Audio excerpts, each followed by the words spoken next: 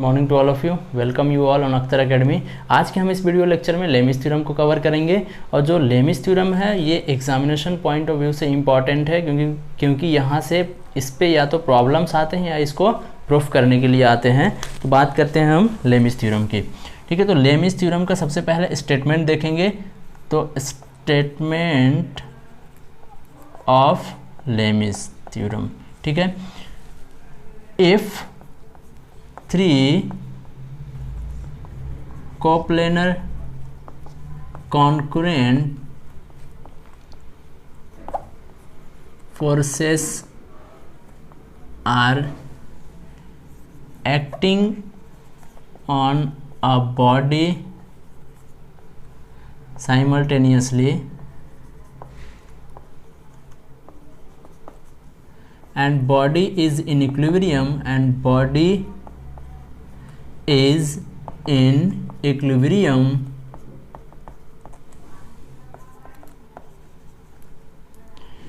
then each force is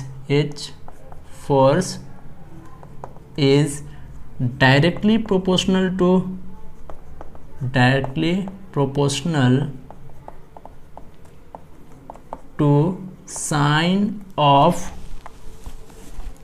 sine of angle between other two forces।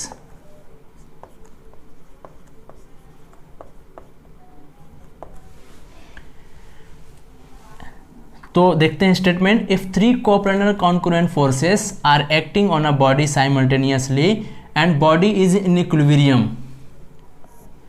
then each force is directly proportional to sine of angle between other two forces. मतलब किसी body पे 3 forces, और 3 forces कैसे होने चाहिए? Coplanar and concurrent. तो 3 coplanar concurrent forces किसी body पे एक साथ लग रहे हो और बॉडी किस में हो? इक्विलिब्रियम में हो, साम्य अवस्था में हो। तो जो प्रत्येक जो फोर्स होगा वो डायरेक्टली प्रोपोर्शनल होगा अदर 2 फोर्सेस के बीच के साइन ऑफ एंगल, मतलब साइन के एंगल के समानुपाती होगा। ठीक है, तो हमें प्रूफ क्या करना है? It means let us consider F1, F2 and F3 are 3 forces, then F1 upon sine alpha is equal to F2 upon sine beta is equal to F3 upon sine gamma. तो we have to prove this. 3 forces हैं F1, F2 and F3, angle is alpha, beta and gamma. तो चलिए इसको हम proof करते हैं। तो देखिए, प्रूफ करने के लिए हम मान रहे हैं F1, F2 and F3 are 3 forces. ठीक है, तो उसके लिए हमने क्या कंसिडर किया कि let us consider I have a body in which this 3 forces are acting. तो हमारे पास एक बॉडी हमने कंसिडर कर लिया। इस बॉडी पे हमने दिखा दिया F1 इस डायरेक्शन में एक्ट कर रहा है और F2 जो है in this direction and F3 is along downward direction. ठीक है, हम किसी भी कन्वीनियंट डायरेक्शन में ले सकते हैं। और F1 के जस्ट ऑपोजिट जो एंगल है, दिस एंगल इज अल्फा, इसके जस्ट ऑपोजिट F2 के जस्ट ऑपोजिट का एंगल हमने मान लिया बीटा, और F3 के जस्ट ऑपोजिट एंगल हमने मान लिया गामा। ठीक है, तो ऐसा बोल सकते हैं F1 जो है, F1 और F3 के बीच का एंगल जो है बीटा, F2 एंड F3 के बीच का एंगल अल्फा, और F1 एंड F2 के बीच का एंगल गामा। ठीक है, और ये पॉइंट हमने मान लिया O। ठीक है, तो अब इसको प्रूफ करने के लिए हम क्या कर रहे हैं? कुछ अलग से हम कंस्ट्रक्शन कर रहे हैं। दिस इज बॉडी डायग्राम जो फोर्सेस को रिप्रेजेंट कर रहा है, बॉडी डायग्राम। तो देखिए, इसको प्रूफ करने के लिए हम ग्राफिकल मेथड यूज करेंगे। तो देखिए, ये पॉइंट O है, उसके लिए हमने एक कोई स्टार्टिंग पॉइंट O माना। ठीक है, अब O से सबसे पहला फोर्स दैट इज F1 के मैग्नीट्यूड और इसके डायरेक्शन के हिसाब से हम यहाँ से O से एक F1 ड्रॉ करेंगे। तो ये हमारे पास ये दिस इज F1 और ये पॉइंट हो गया A। ठीक है, थोड़ा सा हमने इसको एक्सटेंड किया, आगे की तरफ बढ़ाया। अब किसको F1 हो गया, अब किसको ड्रॉ करना है, F2। तो F1 और F2 के बीच का एंगल कितना है, गामा। तो हम यहाँ पे गामा प्रोटेक्टर रख के गामा मार्क करेंगे, या बगैर प्रोटेक्टर रखे हमने क्या किया, गामा यहाँ पे एंगल मार्क किया, और यहाँ पे हम F2 के जस्ट पैरेलल और इसी के मैग्नीट्यूड का हम एक फोर्स ड्रॉ करेंगे। तो हमने यहाँ से एक फोर्स ड्रॉ किया, that is parallel to F2 and equal to F2। तो ये हो गया F2, और this point is B, A and this point is B, ठीक है। अब F1 F2 हो गया। अब थर्ड जो फोर्स है दैट इज F3।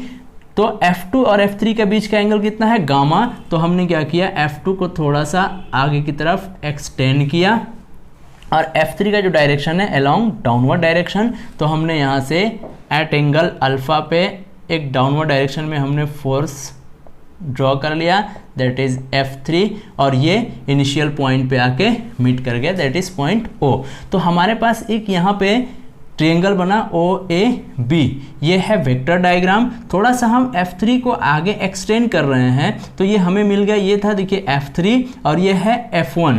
तो F3 और F1 के बीच का एंगल कौन सा है, बीटा, और ये एंगल हमारे पास that is gamma. And F2 और F3 के बीच का एंगल, F2 एंड F3 के बीच का एंगल अल्फा। तो ये एंगल हमने मान लिया अल्फा, जैसा कि हमने अभी डिस्कस किया है। तो देखिए ये जब अल्फा है, ये एंगल आउटर एंगल जो है अल्फा है, ये टोटल एंगल कितना होगा, 180 डिग्री स्ट्रेट लाइन। तो अंदर का एंगल कितना होगा, यहाँ पे ये हो जाएगा 180 degree minus alpha, 180 degree minus alpha. जब ये एंगल बीटा है तो ये टोटल एंगल कितना होगा, 180। तो अंदर का जो इनसाइड एंगल होगा that will be 180 degree minus beta, ठीक है, ये वाला एंगल। और ये एंगल कितना हो जाएगा, एज इट इज ये गामा, टोटल एंगल कितना होगा यहाँ से यहाँ तक 180। तो 180 में से हम गामा सब्सट्रैक्ट कर देंगे तो बचेगा ये एंगल। तो ये हो गया 180 डिग्री माइनस गामा। अब ये हमारे पास क्या है, वेक्टर डायग्राम। ये हमारे पास कंप्लीट हो गया, और इसको हम बोलते हैं वेक्टर डायग्राम। तो फ्रॉम वेक्टर डायग्राम हमें यहाँ से क्या मिल रहा है, फ्रॉम, हम यहाँ से लिख रहे हैं फ्रॉम वेक्टर डायग्राम हमें क्या मिल रहा है, जो F1 जो है, F1 is parallel to OA।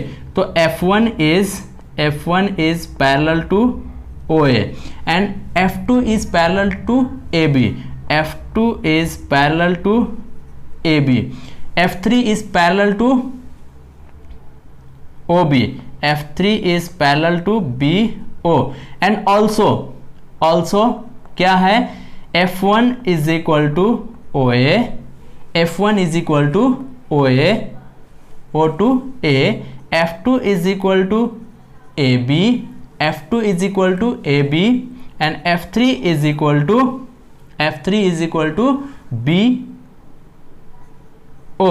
Applying sine rule. अब हम क्या कर रहे हैं, इसमें साइन रूल अप्लाई कर रहे हैं, किसमें, ट्रायंगल, अप्लाइंग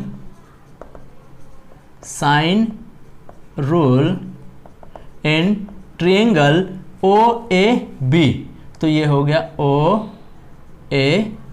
OAB में हम साइन रूल अप्लाई कर रहे हैं। तो अकॉर्डिंग टू साइन रूल क्या होता है कि अगर आप ये साइड ले रहे हैं तो इसके just opposite angle with sine. Sine rule क्या बोलता है, this side is directly proportional to this angle. तो हमने क्या किया, OA अपन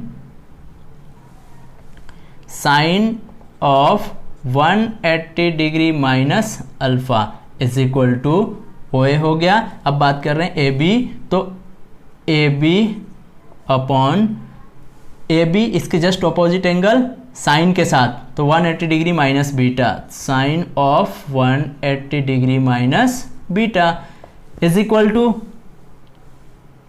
बचा कौन सा, ये, तो BO अपन इसके just opposite angle 180 degree minus gamma with sine, तो 180 डिग्री माइनस गामा। तो देखिए कितना इजी है। अब इसको हम क्या कर रहे हैं, ओ ए इज इक्वल टू क्या है हमारे पास F1, तो प्लेस कर रहे हैं हम F1 upon sine 180 minus alpha is equal to sine alpha, तो F1 upon sine alpha is equal to A B is equal to F2, तो हम पुट कर रहे हैं F2 upon sine beta 180 minus beta is equal to sine beta is equal to BO is equal to क्या है F3, तो हम क्या पुट कर रहे हैं यहाँ पे BO is equal to F3, तो हम पुट कर रहे हैं यहाँ पे BO के जगह पे F3 upon sine gamma 180 minus gamma is equal to sine gamma. तो ये हमारे पास प्रूफ आ गया, हैंस प्रूव्ड। ठीक है, तो ये था हमारा लेमिस थ्योरम। अब इसके लिमिटेशंस क्या है, कितना इजी है। सबसे पहले आपको बॉडी डायग्राम ड्रॉ करना है, फिर वेक्टर डायग्राम ड्रॉ करना है, अप्लाई कर देना है साइन रूल, आपके पास प्रूफ आ जाएगा विद इन 4 to 5 मिनट्स। ठीक है, इसकी लिमिटेशंस जो है, सबसे पहला लिमिटेशंस है कि 3 कोप्लेनर कॉन्करेंट होने चाहिए, 3 coplanar and concurrent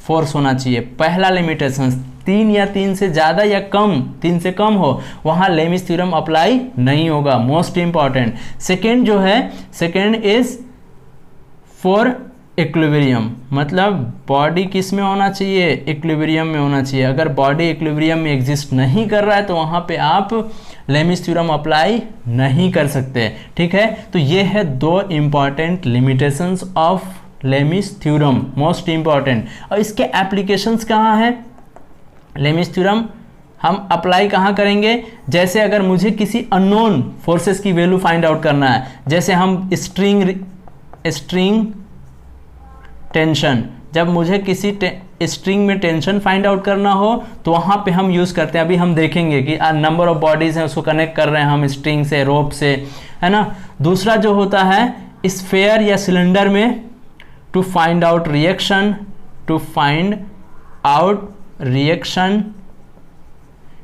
in sphere और सिलेंडर, जो भी सिलेंडर होगा और स्फेयर होगा कहीं पे रखा होगा, उसमें हम रिएक्शन फाइंड आउट करने के लिए यूज करेंगे किसको, लेमिस थ्योरम को। तो सबसे इंपॉर्टेंट है, जैसे हमारे पास F1 upon sine alpha is equal to F2 upon sine beta is equal to F3 upon sine gamma. इसमें से सपोज कि किसी एक फोर्सेस की वैल्यू, या कह सकते हैं किसी 2 फोर्सेस की वैल्यू नहीं दी हुई है, किसी एक की वैल्यू दी है और उसके साथ ये एंगल और ये एंगल दिया है और नहीं भी दिया है, तो हम इसको फाइंड आउट करेंगे अभी जब न्यूमेरिकल करेंगे। तो अगर किसी एक फोर्सेस की वैल्यू दी है और या कुछ एंगल दिया है, तो उस कंडीशन में हम अन्य 2 फोर्सेस, जो रिमेनिंग 2 फोर्सेस होंगे, उसकी वैल्यू फाइंड आउट करेंगे यूजिंग लेमिस थ्योरम। तो ठीक है, तो इसके आगे वाले वीडियो में हम इसके ऊपर प्रॉब्लम करेंगे। तो ये था आज का हमारा लेक्चर। अगर आपको वीडियो पसंद आता है तो लाइक करें, शेयर करें, सब्सक्राइब करें। Thank you very much for watching.